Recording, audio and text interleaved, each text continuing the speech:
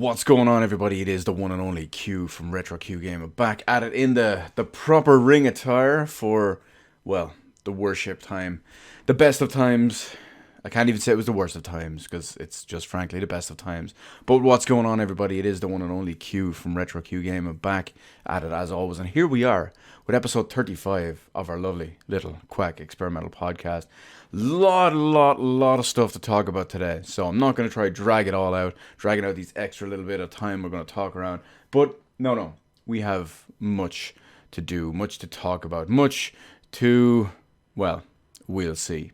And our first little topic is going to be about remasters. Yes, video game remasters. Yes, it is the end of 2019 and we're still getting 7th gen remasters.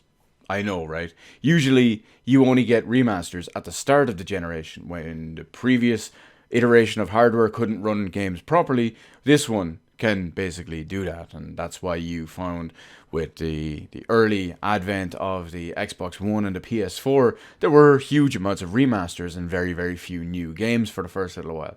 So what's going to be the next lineup we have on here, the next additions to the unfortunately huge 7th gen remaster list? Now, in this case, it seems to be Vanquish and Bayonetta.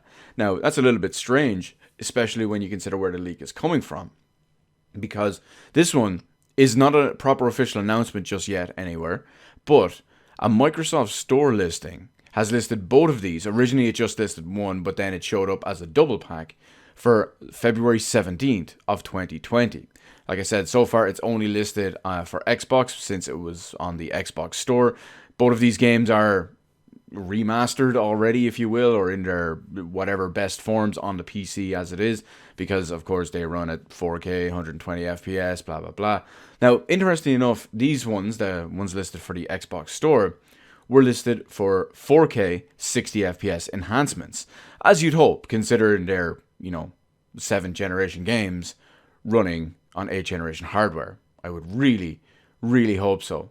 Otherwise, woo lad. Then again, the CPUs in these, the Jaguar pieces of shit in the PS4 and Xbox One, are laughable. So who knows? It wouldn't surprise me if they couldn't do it. Now, even though I mentioned that there's no talk about these remasters coming to PS4 or PC, they're probably already on PC given those versions of it. But it would not surprise me if it was also coming to PS4 as well. Simply because, I mean, why wouldn't they?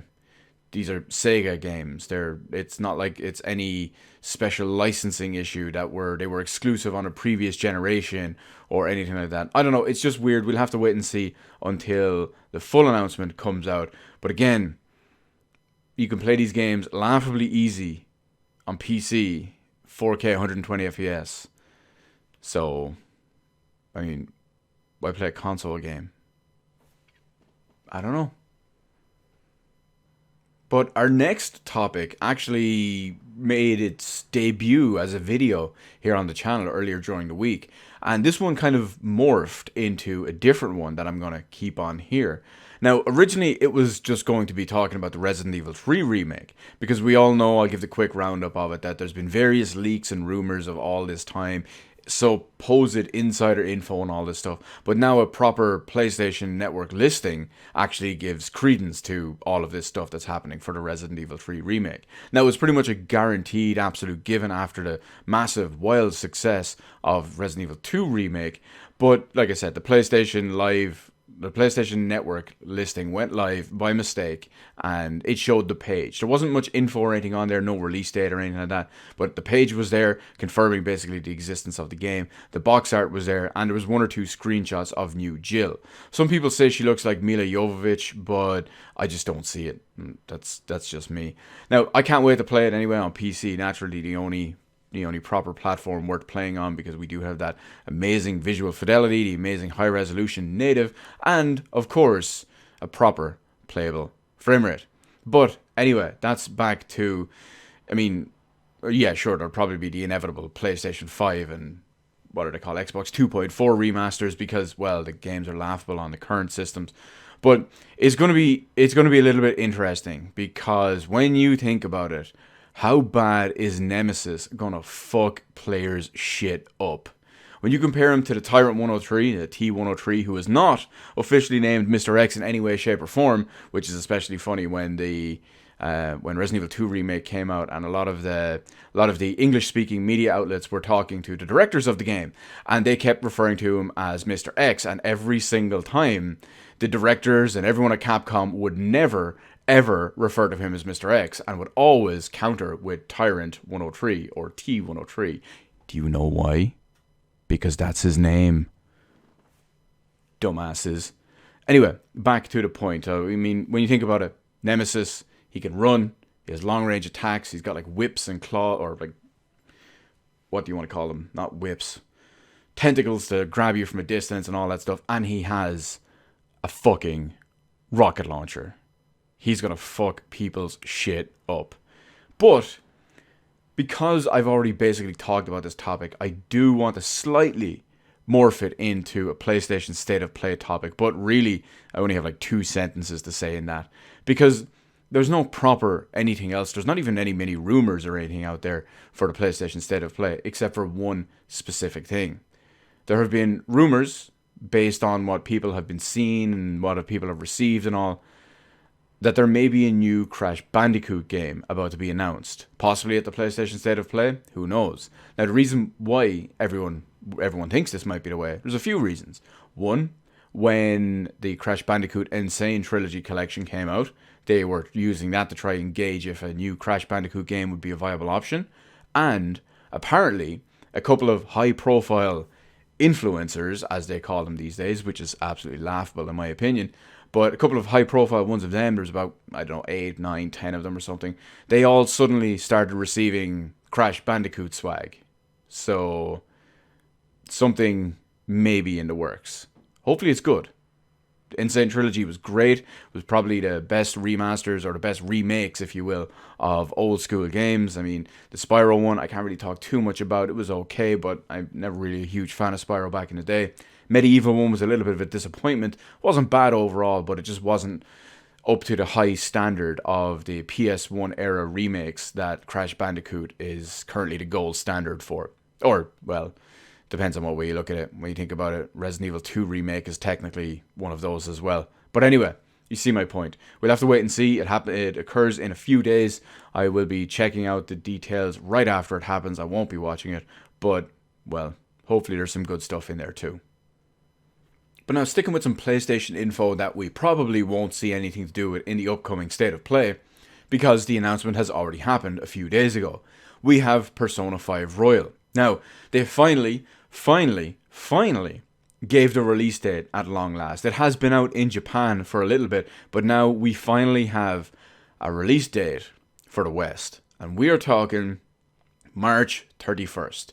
We had a feeling that it was going to be within the first half. Well, we knew it was going to be in the first half of next year, because they did say it would be spring. So we do have March 31st as our big, bad Persona 5 Royal release date and all too. I'm pretty hyped for it. I'm pretty excited about it. I don't know how I feel about one or two of the things in it, I will say that, but I am very, very excited to see so many of the new content additions, new characters, some of the new extra stuff, the new semester, which promises to be pretty big. There's only one thing I'm not super hyped about, and that's the supposedly remixed and streamlined dungeons, or palaces as they're called. I worry that it could take too much away from it, but then again, some people said that the palaces were a little bit too long and could feel a little bit too grindy in Persona 5, the base version of it. But anyway, we do have a couple of different editions for this. We have the launch edition, which is the game and a steelbook, as well as a dynamic PS4 theme. But, more importantly, the one I made sure to get my little Phantom Thieves hands on, or I should say my big Phantom Thieves hands, because I got big man hands. Give me an Xbox One Duke controller any day. Did I say Xbox One? OG Xbox 180 Duke controller any day. That's how I roll with these big meat cleaver, meat hawk mitts. But anyway, back to the point. I made sure to get the Phantom Thieves edition to go well, perfectly, with my Take Your Heart Premium edition. Now, of course, the Phantom Thieves edition comes with a Joker mask and a stand on it there too, because of course we live in a society... Wait, wrong Joker. It also comes with an art book, a soundtrack CD, which is kind of interesting because I have the proper Persona 5 soundtrack CD. Not the one that came with the Take Your Heart edition, but I have the straight up imported Japanese 3-disc set. So I'm sure there's going to be new tracks and new songs not included in here. I'm assuming most of them on this soundtrack CD are going to be from the new Royal exclusive stuff. It also comes with the same steelbook, the same dynamic PS4 theme, and a cool looking collector's box. I'm hyped for it. I can't wait. However, I will say, given the fact that it's out on March 31st and it is a big time investing RPG, I'm not going to be able to play it straight away. I'm probably going to hold off maybe till sometime in summer, because at the same time we have other big games coming out in around then. Sure, Doom Eternal will be out then, but it's not going to be a massively long game. Animal Crossing will be out around then, Cyberpunk 2077, Final Fantasy VII Remake, to name but a few. I'm sure there's many of them that are just escaping me real quick right now. But yeah, it makes sense that I could leave something like Persona 5 Royal, which is basically an expanded version of a game that I've already played and absolutely love. It can wait a little bit. I'll have more important things to do in the meantime. But back to something I briefly talked about during the week anyway, and I'm just too excited not to do it again, because we're back with Halo Reach out on PC, finally, in the Master Chief Collection. And you know what? It's fucking great. I've already finished it once so far. I'm going back as it is at the moment to finish it up on Legendary and to mop up some of the other extra achievements and all too. I'm actually, I've finished 5 of the 12 chapters at the moment on Legendary, so I am working my way back through it. And of course, I'm getting, like I said, the other achievements. I'm getting some of the data logs. I'm getting all that stuff, beating the par scores because, well, I'm a beast. That's what I do. So it's pretty damn fun. It's pretty damn enjoyable. It's also really, really easy when you have a mouse and keyboard and a playable frame rate. There's only one hard part in the game, which is the bit I'm at right now, and that's because you don't have the ability to play like you usually would. You're stuck with the ship in space, and that can be a little bit more tricky. Now, back to the point of what I'm talking about here. The port is pretty good, as I've mentioned already. It's not perfect. There are a few minor issues. If you uncap the frame rate to play at above 60 FPS, it is still experimental, and there are one or two small little things in there. It's nothing major. You might see a hitch in an animation here or there. Again, it's not completed just yet. There's one or two issues as well about crouch recognition in very, very certain circumstances. I have been hit with it a few times myself, but it's nothing major. Overall, visually, it looks decent. I'm running it on the expanded setting, or the enhanced setting, I believe it's called, which is the better quality setting anyway. So it's essentially the best quality option out there. 1440p, and I'm getting pretty much a solid 120 FPS. I might drop down to 110 or something like that during a big heavy firefight and all, but it looks pretty damn decent, and it runs fantastically well, which is, of course, is the main thing. And here is something I also mentioned as well. And it was something I wanted to happen. It was something I didn't expect to happen, but it was something I was hoping for in the meantime. And luckily, I have been pleasantly surprised, because mouse and keyboard not only feels amazing to play Halo Reach on with a high frame rate and high resolution, but it saved Halo Online for me as well.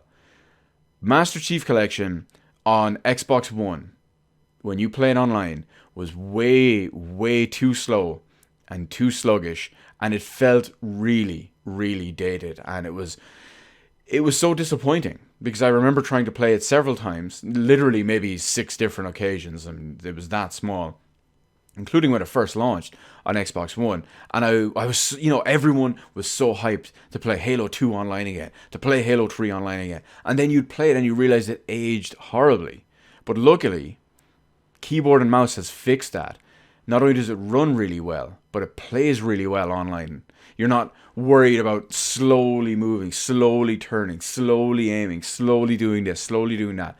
The mouse and keyboard eliminates all of that, and it looks like it's back to its proper, glorious everything. Going forward, don't be surprised if you see all the Halo tournaments and all that stuff switch over to PC, because that is where it really is. That's where it's really at. So that's great overall. I'm so hyped, and I'm so looking forward to Halo Combat Evolved, Halo 2, Halo 3, Halo 4, and even ODST. And of course, thankfully, it's the next one we have up, but Halo Combat Evolved is going to give me all sorts of special feels when it comes to PC, because I'll be able to play it with a mouse and keyboard, and high resolution with a high frame rate in its expanded quality settings on the best platform. And Halo 1 is one of my favorite first-person shooters of all time.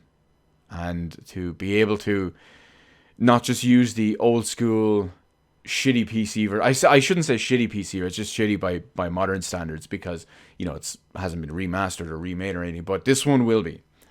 And that's going to be amazing. And I can't wait so much. I love that game. I'm so good at it. And it wouldn't surprise me if, thanks to the addition of the high frame rate and the mouse and keyboard, that I might able to be finally able to finish LSAO. Imagine that. LSAO playlist. It could happen, thanks to the glorious power of the PC Gaming Master Race and a mouse and keyboard. Now we're going to flip everything upside down and right on its head here, because we're going to talk opposite day. That's right, we are talking AMD CPUs in a positive light. I know, check your pulse, check everything, look outside, see if the rain is made of fire, see if pigs are flying, whatever it is you need to do. But you have to remember that since AMD CPUs became irrelevant about a decade or so, maybe a little bit more ago, they have finally become relevant again. When they first started coming out with Ryzen Gen 1, they were catching up. It wasn't perfect, it wasn't perfected, it wasn't refined enough, but it seemed that they were no longer 10 steps behind. Now they were only maybe 2 steps behind. Ryzen Gen 2, on the other hand, was a refinement of the new Ryzen 1, and that only put them maybe 2 steps behind. And now, of course, we have our current Gen 1, which are Ryzen 3, and they are proper, viable competition and proper, viable competitors and proper, viable CPUs for modern gaming. This is reflected by pretty much what is the only hardware count and the only hardware survey that actually matters in the real world. The Steam Hardware Survey. Because 2 years ago, AMD CPUs were reported as 8% of all CPUs recorded on Steam, of the people that would sign up for all of this and all. Now they've over doubled their presence up to 20%. Now that's a huge increase when it comes to AMD CPUs, because remember, these have been out of date, these have been irrelevant, and these have been laughably bad for over a decade. Since the first gen of, what did we have? The Athlon 64 and the first gen of the FX2s. Yeah, that's how long ago we're talking. But anyway, why the increase, you might be wondering? Why is there such a big increase from 8 to 20% of AMD CPU usage? Well, it's because Ryzen 2 and Ryzen 3 can now properly play games. That's right, they can give proper, high, playable frame rates. Previously, you'd have crap like basically all the FX chips and whatnot too. They were useless. You had the bulldozer chips, you had the pile driver chips, there were a bunch of other ones too, but they were just frankly awful. You could buy an Intel chip, a mid-range Intel chip, from 2, 3, if not 4 years prior, and you would still be destroying AMD's top-of-the-line current gen chip. It was just laughably bad. That's one of the reasons why the PS4 and the Xbox One CPUs are just so ridiculously bad. I cannot understate it. Overstate it even. Just the fact that they can do what they do is literally a miracle. Literally a miracle in technology. It's ridiculous. But like I said, unlike anything beforehand anyway, which the 8% was only made up of weird AMD fanboys and people with cheap laptops who were playing like CS No and Dota 2 and stuff like that. Because basically all outside of AMD fanboys, for the last maybe 10 years or so, the only thing that AMD had any use for really was cheap entry-level laptops. So you had people buying it to play Dota, to play CSGO, to play Football Manager, or, I mean, hell, maybe they didn't even. Maybe people were just buying them just as, hey, I need a €200 laptop to give a family member who just wants to check email. Of course, AMD are for poor people, so you just buy something with an AMD chip in it. So it makes sense anyway. So it is no surprise that these CPUs are catching up, because now they're viable competition. Now they're about 99 to 90, well, we'll go with 95 to 99% of performance-wise, at least anyway, of the current Intel chips. So, I mean, when you look at it, You can buy an Intel chip and get 105 FPS, or you can buy the equivalent AMD chip and you can get 103 FPS. So you can see there's not much of a difference there in that regard. But having said that, I will say it is no surprise that AMD GPUs like the RX 5700 and the RX 5700 XT aren't even at 1% of GPUs used. You know why? Because they are fucking trash. But moving away from AMD GPUs to real GPUs, we're going to talk about some NVIDIA-based stuff, mainly because we're going to look at frames per second. So NVIDIA, the objective king of GPUs for now and the last probably 10, 12 years or so, have conducted a bunch of experiments, a bunch of research. Sure, it's probably a little bit biased, but when you think about it, it all makes perfect sense. And they have come to the massive conclusion that will absolutely shock everyone, except for it will shock absolutely no one, unless you're an AMD fanboy, in which case you just deny it and claim bias and fake news and whatnot, that, surprise, surprise, higher frame rates give you better advantage in games. They give you better kill-death ratios, etc., etc. This is basically no shit. You know why? Because everything is smoother with higher frame rate. Everything is more fluid with higher frame rate. Aiming and control are more precise with higher frame rate. They're more responsive with higher frame rate. Your movement is more responsive, again, with higher frame rate. Now, I will say that only the console defending, corporate slaving, damage controlling apologists say that 30 frames per second is fine in live action games. These people are fucking idiots.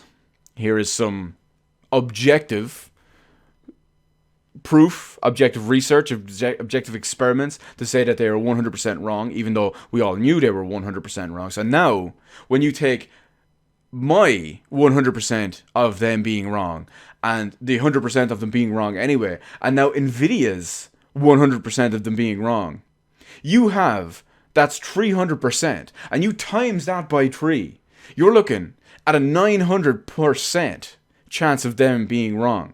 And then you couple it in, because there's 3 of us in there, you have a 965%, repeating of course, chance of them being wrong. So yes, they are wrong. 30 FPS is trash in any live action based game. It is not okay. It is an absolute failure. If you defend it, you are an absolute failure. You are an absolute joke. And fuck anything below 60 FPS. The gold standard since gaming was created. And that's not even going to talk about what we're capable of with not AMD GPUs, but NVIDIA GPUs. 120 FPS, 144 FPS, 165 FPS, 240, 300 FPS. Not 30. But let's talk about some questionable futures of some questionable games. Bethesda, not wanting to be outdone by the epic massive failure coming from 2K Games with Battleborn, well, they have decided to basically cancel, put on hold, permanent hiatus, whatever it is, one of their own games. That one is the Elder Scrolls Legends, the digital card game from Bethesda in the whole Elder Scrolls universe, Elder Scrolls lore, Elder Scrolls setting, whatever you want to call it. Now, development for this has been completely halted for the foreseeable future. Everything is completely halted, everything is on hold, no future updates, content, expansions, etc. are planned or in progress or anything like that. So the planned upcoming expansion that's going to be released, or well, was planned to be released at some point this winter, is not going to be released. There will be no new smaller content updates either, no new packs, no new cards, no new anything. But of course they will continue on at the moment with server maintenance, just overall game maintenance, bug fixes, etc, etc. And of course, the game will remain on and active so you can still play it. But the reason why I wanted to talk about this as a topic, it begs the question, how bad of a situation was this game in? I mean, where they had all these plans, all these new even paid expansions, or I don't know if we call them paid expansions, but all of that was in the works, was very close, and they just up and cancelled it abruptly at the last second. What is essentially the last second. We're here at the start of December, and this kind of thing was supposed to be out at some point in winter, and it was just abruptly cancelled at the last second. Now, interestingly enough as well, because these games, these collectible card games and all, they activate and they work and they catch on and all very differently in Asia and different parts of the world, the Asian version, the Asian-specific version of this game, of Elder Scrolls Legends, which is handled by Gaia Mobile, or is it Gaia Mobile, I'm not sure, this remains completely unaffected. So there will still be new content updates in the Asian version, there will still be expansions in the Asian version. Going forward, the game is still properly supported and whatnot in the Asian version. Now, back to the main reason I wanted to talk about this. Those always online, no offline version, even if it's completely pointless and not needed, those ones are seeming even less worthwhile now, eh? Or, well, I don't know how you feel about that too. But imagine being someone who spent a lot of time, spent a shitload of money on all these digital cards, and now, or at least soon when this game does shut down, will have nothing to show for it once and for all. At least with real card games, which pretty much fuck you over in the same way, at least in those, you have something tangible for your money. You have something physical. You have something possibly with resale value. Something that exists. Something that doesn't just up and evaporate when a company says no. And of course, with all real-world tangible card games and whatnot too, you decide when you can't play anymore, not someone else. Now, next up, we got some social justice to talk about. Now, unfortunately, it's not the good type of social justice. It's the stupid, shitty, bad type that the people just latch onto, get someone to cook themselves, and just GTFO and move on to their next target. We're looking at Wargroove, because that's what the SJWs have changed their targets to. Now, since the SJWs, who are never happy and just want some sort of victory and power before they move on without actually buying or supporting the product or any way, shape or form, they just want to be cunts about it, they have looked at Wargroove and Chucklefish. Wargroove, if you're not familiar with it, is basically the spiritual successor to Advance Wars, because we'll basically probably never get another Advance Wars because intelligent systems are just churning out Fire Emblem after Fire Emblem after Fire Emblem. Thanks, Nintendo, you fucking pricks. Give us a proper new... Give us Switch Wars.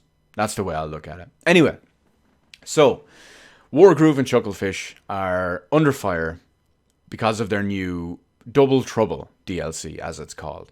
Now, in this new Double Trouble DLC, there are a bunch of new characters. There are 4 specific ones. Technically, it should probably count as 3 of them, but one of them is a duo. But 3 of these 4 new characters aren't white, but they're voiced by 4 white people. Now, of course, the SJWs got bent out of shape over this whole thing anyway, and here's the problem. Chucklefish, Wargroove, whoever's in charge of it all, they cooked themselves out, bent over, and did the usual thing. Now, I'm not going to read their whole statement about the entire situation, but I'll give you a very succinct one or two line version, because it included stuff like our unconscious bias. Guess what? It's not unconscious if you know about it, you fucking idiots. Now, it gets worse as well, right? So how do I feel about this thing?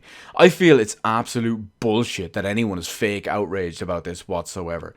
Chucklefish themselves, in their statement and all that bullshit that they put out, they claimed to not want their unconscious bias to affect their judgment and all as well. So they went out of their way to cast these actors based on audiophile auditions alone. Which is, first off, is what you should do, okay? They didn't look at the actor's profile, their history, they didn't look at their headshots, they didn't look at anything. They gave them a couple of lines to read. Those lines were read. They listened to the audio files without seeing or knowing anything about it. And they cast the voice, that's right, the voice actors, that they best suited. They found best suited and best represented their idea, their vision, their sound, their portrayal of their character that they created in their heads. They did it sight unseen. Again, this is what they should do, and this is what they did. And people are still bitching and moaning about it. They hired someone based on their talent, based on their qualification for this role. They didn't hire someone based on their looks, their skin color, their ethnicity. They didn't hire these people based on any of that. And they're still cooking themselves out to these SJWs. Now, so remember, regardless of skin color, when they heard the best fit, the most talented voice, the most appropriate voice for what they sounded, they had as an idea for the role, they cast it. Again, which is what you should do. If I create a character and I'm bringing a character to life and I need a voice for that character, I already have an idea in my mind what that character sounds like, how he talks, how she talks, how whoever's mannerisms are doing whatever it is, how they sound, how they have small idiosyncrasies. And if I close my eyes and listen to 100 people audition for that, of course, I am going to cast the one that is closest to the vision I had in my head, which is what Chucklefish did, which is what you should do. I don't know. Again, these social justice warriors, they, unfortunately, you give them an inch on Twitter or wherever it is, on fucking retard era, whatever forum they're on, and they take a mile. They get one small little victory, even if it's over something small and something doesn't matter whatsoever.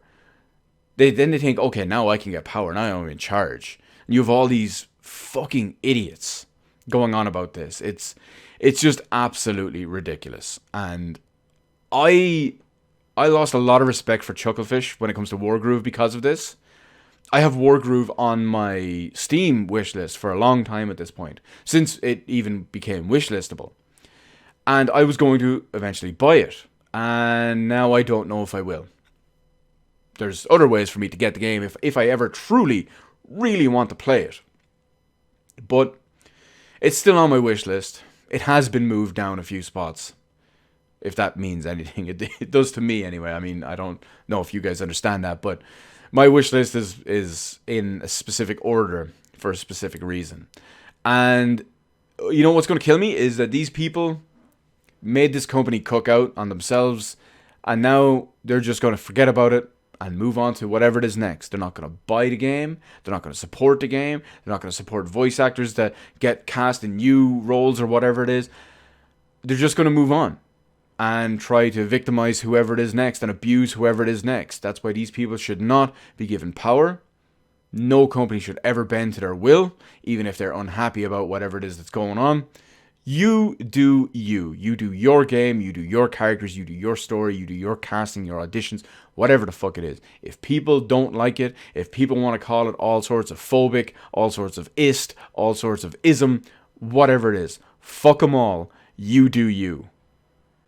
But speaking of some bullshit fuckery we have here, we're going to look about some massive incompetence, because Sony are showing their incompetence yet again. Now, many people always forget this, but it comes from PS Now this time. You know, the whole digital streaming service, the absolutely awful one and whatnot too.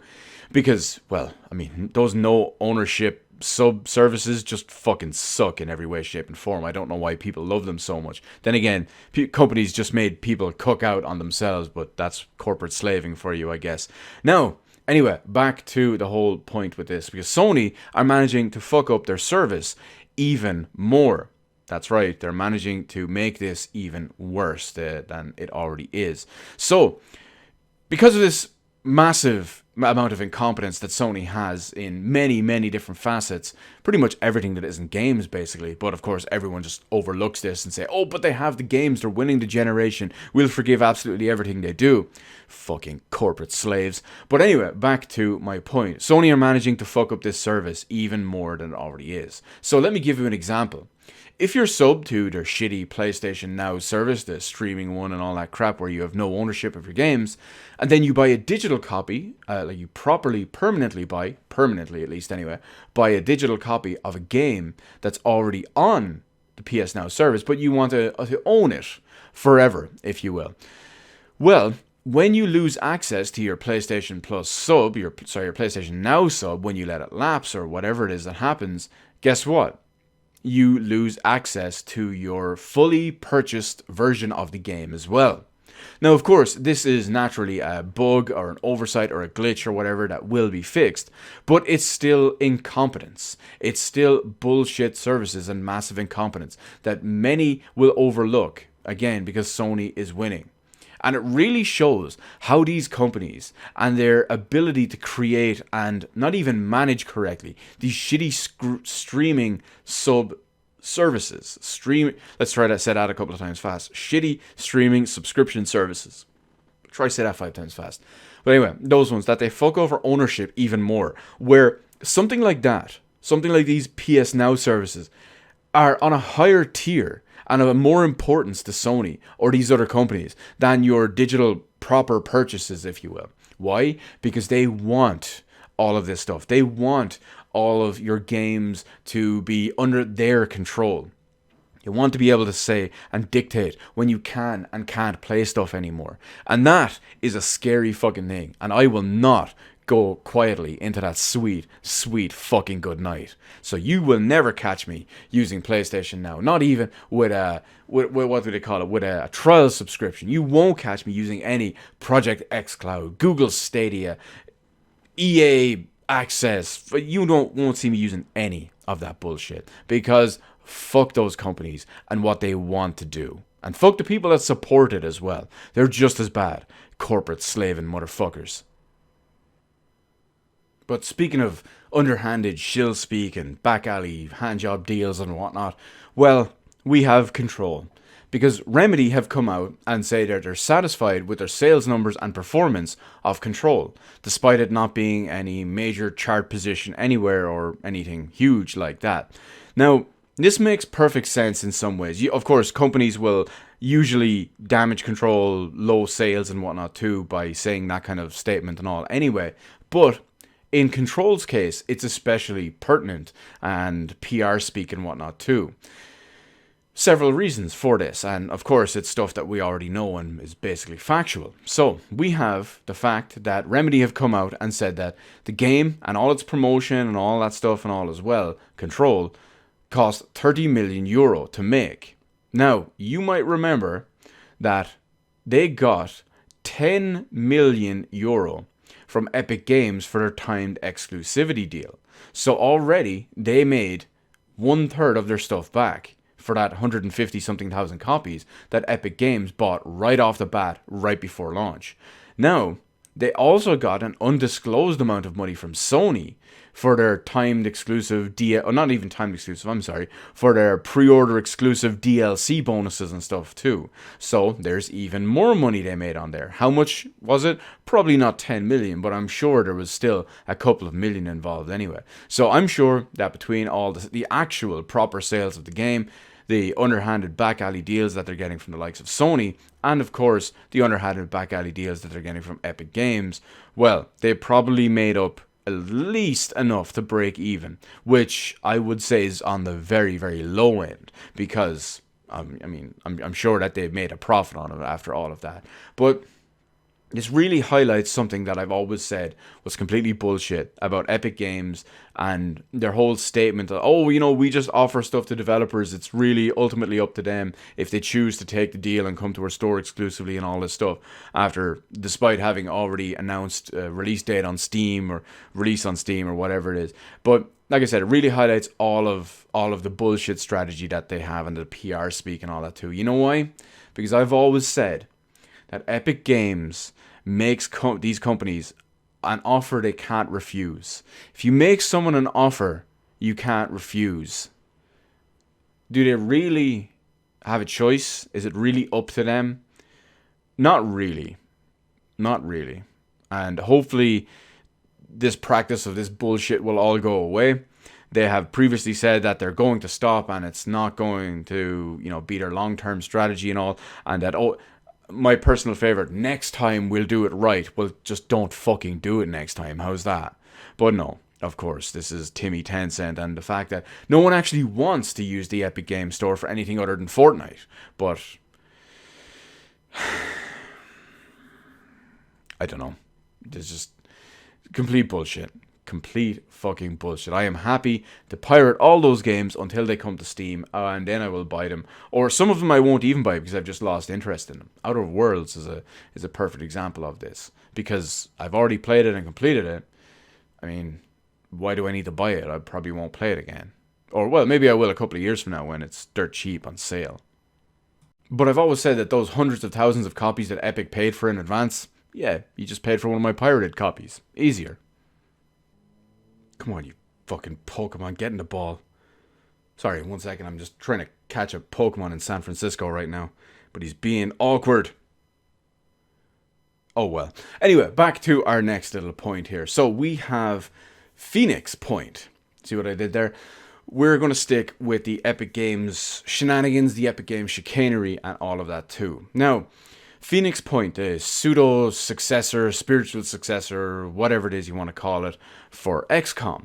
Now, when they went Epic Games timed exclusive, when they took all that massive money and all, and in fact they claimed that they took more money from Epic Games than their entire crowdfunding campaign, and that if everyone from the campaign refunded every single pledge, that they would still come out with more money from Epic Games. Well, that one, Phoenix Point, was supposed to launch on Windows 10 Store and Xbox Game Pass on the same day as the Epic Games Store. Now, this didn't happen, of course, and it's now only available currently on the Epic Games Store. And there's no proper update and no proper release date or time frame or anything for Xbox Game Pass and Windows 10 Store. Now, they blamed all of this on their unfamiliarity with the Windows 10 Store and launching something on Windows Game Pass and the certifications and all needed from Microsoft in advance, how long they would take, etc., etc., etc. Now, they also said that they're currently unable to offer, or rather, currently unable to offer all the content from the Epic Game Store version in the Windows 10 Store version, and they won't launch on the Windows 10 Store until they can do so. Now, they gave no details on what this meant or what it entailed or, any of the process on there too. But this sounds to me like some of the, maybe, I won't call them pre-order bonuses, or let's call them timed exclusive bonuses and whatnot too that were available on the Epic Game Store version. It seems like some of these aren't able to be transferred across until like a certain exclusivity period runs out. Think that bullshit going on with Call of Duty Modern Warfare on the PS4, where PC and Xbox One players are paying the same amount, but they're not getting all the same content and all the same modes until a year after launch, when everyone will stop playing and move on to the next game. So it's just as kind of bullshit as that. That's what this screams to me anyway. Now, all I can say is that fuck Epic Games and their bullshit deals. Fuck Phoenix Point devs for actually taking them and trying to defend all this. And guess what? That whole paid exclusivity, timed exclusive, maybe DLC and all. Yeah, that's been working really fucking well this year, hasn't it, so far? Epic Games? Yeah, that's so much great publicity for you so far. So many people love that shit. I mean, everyone just can't wait to buy this certain game on Epic Game Store after it's been available for pre-order for a year on Steam and then gets pulled the day before launch. Yeah, that's a lot of fun. I'm glad Steam are fighting back, especially like they did with Red Dead 2. That makes me all warm and fuzzy inside, even if I'll probably never play Red Dead 2. Or maybe I'll play it like 4 years from now, after I buy it next year in a Steam sale for €15, and then still don't play it for several more. But you know what? I didn't support Epic, and that is the main thing. I'm not supporting one of the founding companies of PC gaming, who is now founding the destruction of PC gaming. So before I get to my final little most important section of the entire podcast, I do want to bring in one extra little separate segment as well, just for this one here, because we're coming up to the end of 2019, and as many of you probably already know, that I'm an avid retro gamer, an avid retro collector, but for the most part, 2019, with the exception of one purchase, which was obviously a very, very, very extremely important one, and well, I don't feel too bad about it in that way, but I've not been buying, collecting anything retro this year at all. Of course, I've been playing retro games, but that's a whole different story. I haven't been buying them, haven't been collecting them. Now, I've always said that I was going to put it off for 2020, and it's been killing me that, or I've been going to put it off until 2020, that I put it off for all of 2019, and it's been killing me that I've been doing so. Now, this comes in two ways for 2020 when it comes to my plans for retro stuff, because not only am I looking at all the games coming out next year that we know about so far. Sure, March and April are pretty well stacked. There's a Last of Us Part 2 is at the end of May, but you see my point. There's maybe those 2 months, March and April, they're going to be pretty stacked. Maybe a bit of May as well, because with so many of the games in March and April being big, long games, they might kind of bleed over and take a little bit of extra time. But when you look at the start of the year, January, February, maybe even through the summer, depending on how all those games go, I really feel like it's another one of those retro years for me. I've done my most important one, or my biggest one at least anyway, was in 2013 when I did a lot of that stuff. There was very, very, very, very few games out in 2013. It was extremely sparse because of the whole switch over to next gen. Could happen again in 2020 because of the next gen, actually. And it gave me a time that I could go back and do so many of that stuff. I did it a couple of other times as well. I know I most recently did it last year when I went back and played a bunch of stuff. Completed over 100 games last year, including a lot of retro ones and all too. And I think I'm going to be doing that again next year, because there's a lot of retro games I want to play at the moment. Some of them I haven't played in so long. Some of them I played back in the day but never finished them. Some of them I just never played and want to get around and do and finish.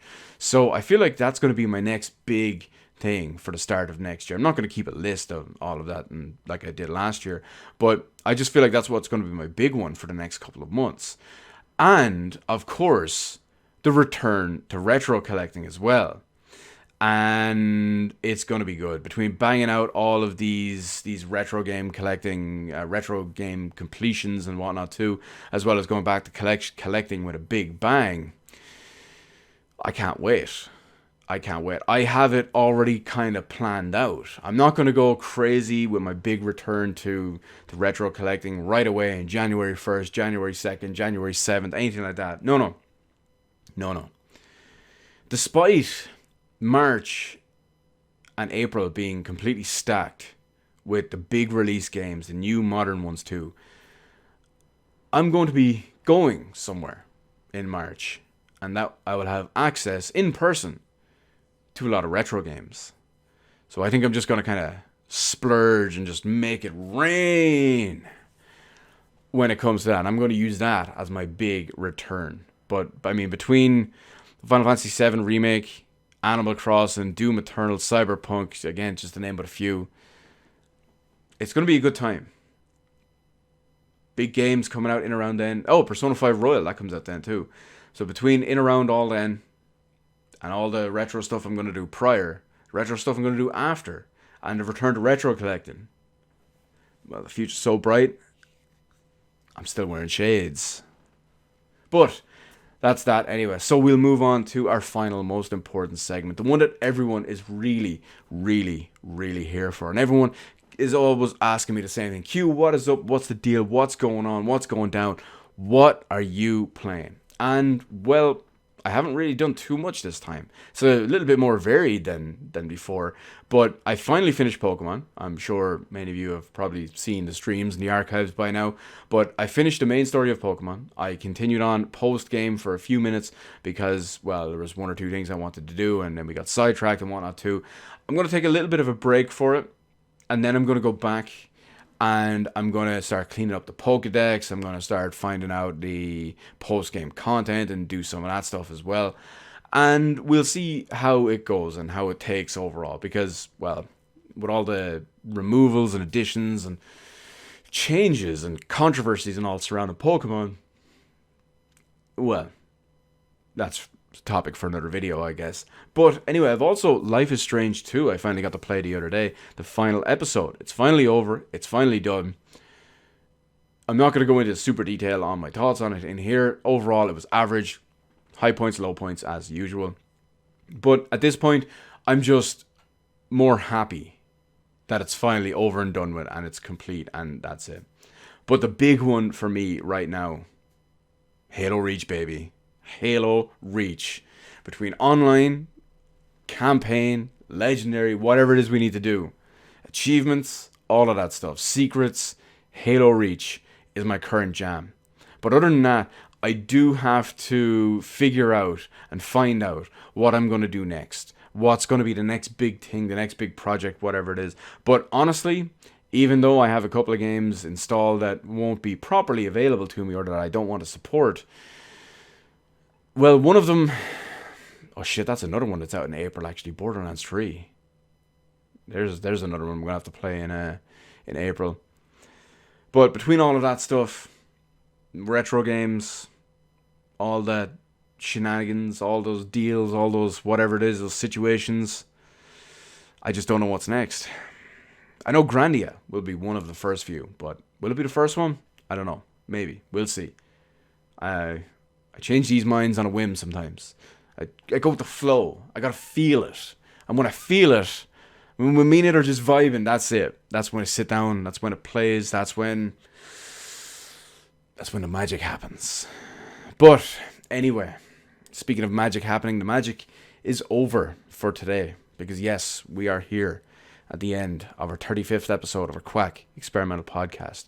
As always, I want to thank everyone for sticking with me throughout this entire glorious little video that we do. As always, feel free to leave any thoughts and opinions on anything we talked about in the comments section below, as well as why not leave one or two little suggestions, recommendations, anything you want to hear my little 2 cents on in the comments section below. Or of course, slide into them DMs on Twitter. They are open for many reasons, one of them being for that one. Of course, I do promise I'll take a look at it and we will see how it goes. Until then, I want to thank everyone for watching. Feel free to hit the appropriate button to let me know what I did on the video, and while you're at it, why not head on over and hit the subscribe button and even ring the little notification bell. Granted, getting a notification from YouTube in current year about a new video upload or a live stream or whatever is a whole other story. But hey, at least you can say you tried, am I right? Anyway, thank you so much for watching, and remember that winners don't play switchboards.